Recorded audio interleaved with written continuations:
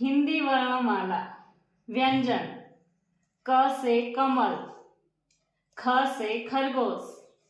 ग से गमला, घ से घर, च से चम्मच,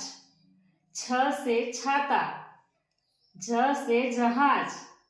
झ से झंडा, ट से टमाटर, ठ से ठठेरा, ड से डमरू, ढ से ढोल, त से तरबूज, थ से थर्मस, द से दवाई,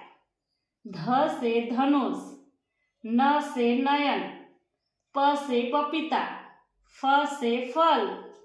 ब से बकरी, भ से भगत, म से मछली, य से यज्ञ, र से रथ, ल से लकड़ी, व से वृक्ष, स से सलगम,